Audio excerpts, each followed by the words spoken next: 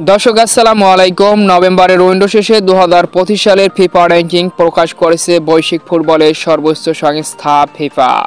তো চলুন দেখে আসি 2025 সালের ফিফা র্যাঙ্কিংয়ে শীর্ষে দলগুলোর কে কত নম্বরে অবস্থান করেছে, কত পয়েন্ট নিয়ে। বিস্তারিত জানুন পুরো ভিডিওতে।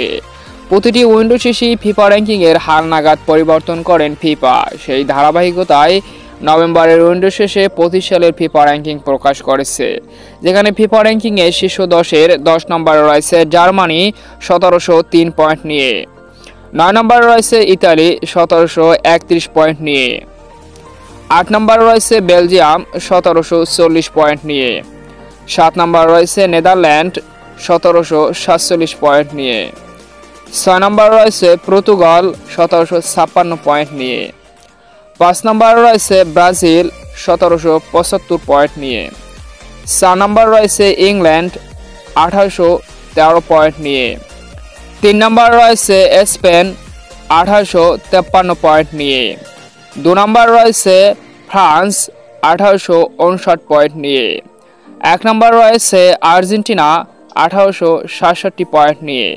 2025 সালের মার্চের উইন্ডো পর্যন্ত এই দলগুলো যথাক্রমে এই অবস্থানই থাকবে। আর এটাই হচ্ছে 2025 সালের ফিফা র্যাঙ্কিংয়ের শীর্ষ 10 দলের আপডেট।